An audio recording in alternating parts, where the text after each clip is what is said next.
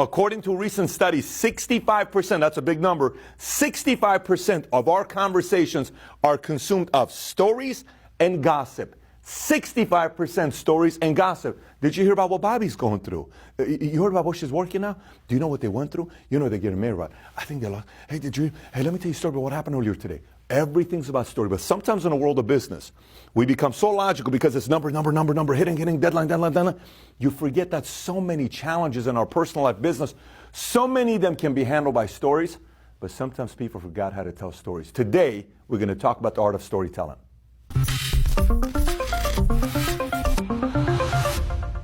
All right, so let's get right into it. Listen, we love stories. We love great stories. You and I go to movies, we read books because we love stories. Now, when you think about history, you think about great storytellers, you think about Shakespeare, Homer, Martin Luther King, Lincoln, Eminem, Churchill, Clinton, Disney, Reagan, Tupac, Biggie. It was all a dream. I used to read Word Up magazine, Salt and Pepper and Heavy D up in the limousine. You're visualizing it. It was all a dream. I used to read Word Up magazine, Salt and Pepper and Heavy D up in the limousine. That's a story you're reading, right? When Eminem's telling the story about Stan, when Bill Clinton is debating George Bush Sr. and somebody in the audience says, hey, President Bush, how was the debt affect your family? How are you personally affected by it? And he says, you don't think I'm affected by it? You don't think just because I'm a president I'm not affected by it? And then Bill Clinton comes and says, tell me about your life. Tell me about your war going through. Let me tell you about the story what we did in the state of Arkansas. I remember one time, I'm like, oh my gosh, I want to vote this. Doesn't mean he's a better president. Doesn't mean he's smarter than George Bush Sr. It just means he's better at telling stories. And in that situation, he won that debate because he told a story. So many times we can win and we can persuade and we can get our point across if we simply tell a story. So let's get right into it. Now, 5 types of storytellers. Very simple. Those who persuade, okay? It could be in a lot of different places. Those who inspire, pastors, coaches, leaders, somebody you watch, motivational speakers, those who inspire, those who launch revolutions and movements, some positive, some negative, those who tap into your inner potential. You know how somebody you talk to and you sit across from them, you almost feel like they just went into your spirit and they just went boom, and they shock you, and all of a sudden you're like, man, I feel like I can take over the world. They tap into that inner you. You know what you've experienced that before to know what I'm talking about.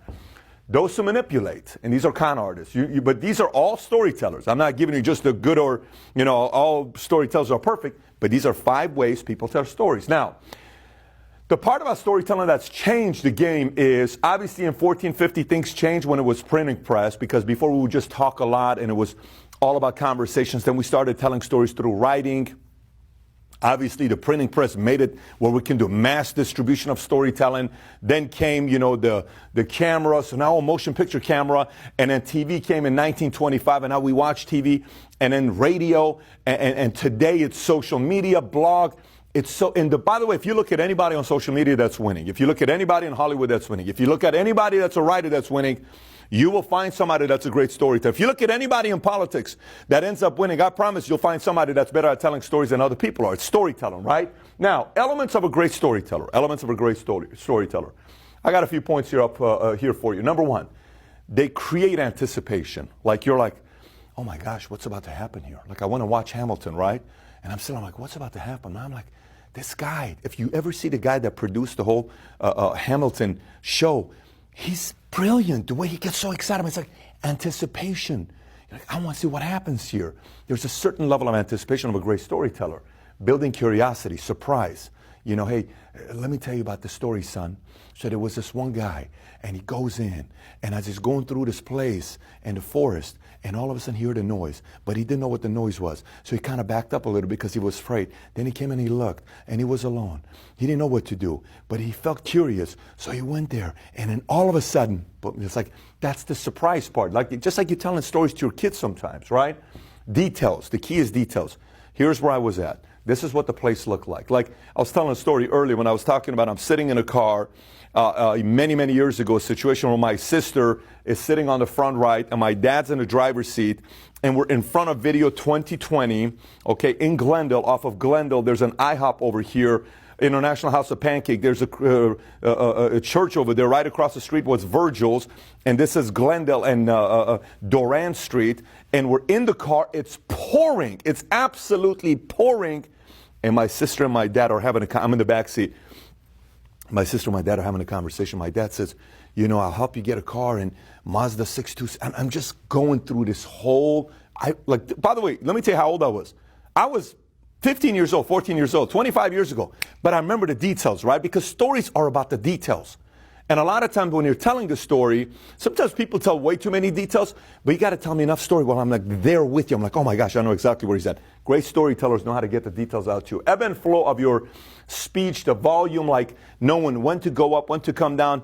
You know, sometimes people are trying to perfect this too much, and you'll see when it's an act. You just kind of do it naturally, but eventually you'll kind of know timing-wise what places to take up and down. Involvement, if I'm somebody that's listening to you tell a great story, great storytellers typically get me engaged. I'm in there, I'm involved. I'm like, yeah, I understand.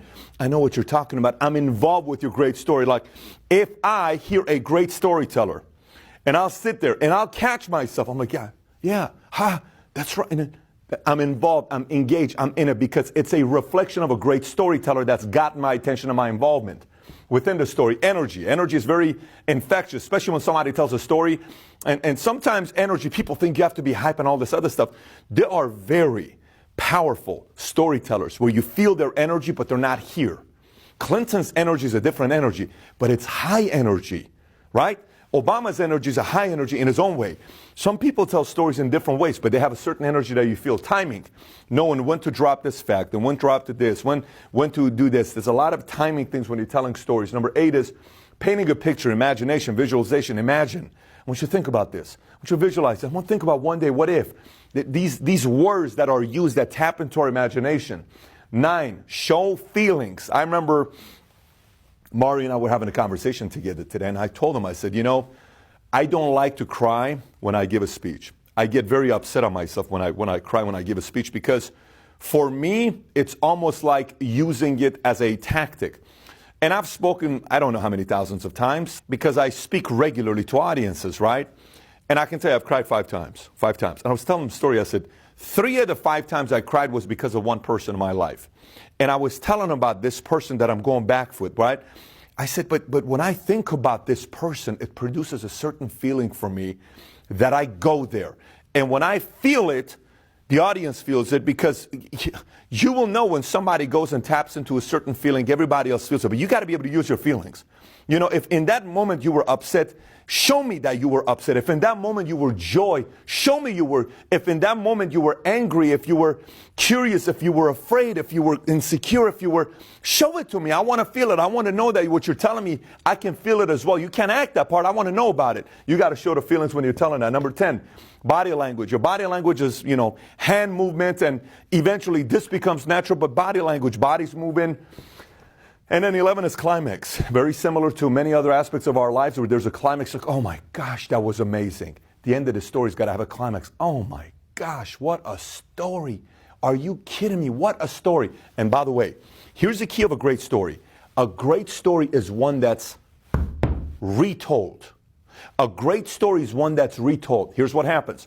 You hear a story and you go and say, babe, did you hear about, let me tell you what I heard today. Oh my gosh, let me tell you the story. Did you know that Elton John's been sober for 28 years, and the guy that wrote the music for him was his best friend and never gave up on him while everybody gave up on him? Did you know this, babe? That's crazy. I can't even believe it. The best stories in the world are the stories that are retold. So now you're watching this, you're saying, well, Pat, are you trying to teach me how to tell a story? You're talking about my story. 2 components here to this episode. Number 1, teaching you how to tell stories. By the way, you know how to tell stories. So it's not like you don't know how to tell stories. Since we've been kids, we love stories. You love stories. You know how to tell stories. We've been telling stories. Well, we became too logical. You got to get back and tap into that childlike side of yours. Start telling stories again like you always did. Here's why. 1, storytelling. 2, your story. Listen, in life, there's a lot of things that you own that's you. That's you. That's your identity. This is all you. There's a lot of things that people own. There's a lot of things that people own. We own cars, we own all these other things. We live in a house, we sell it to somebody else. We, own a car, we sell it to somebody else. But there's a few things that's yours. 1, your signature. You sign. It's your signature. That's why it's got so much value when you go, it's the president's signature, Lincoln. You can buy it for $25,000 when you roll a letter to his wife. This is a signature of Al Capone when he wrote the IRS, $40,000. This is a signature, it's an autograph of Babe Ruth, autograph of Mickey Mantle. Look at this over here.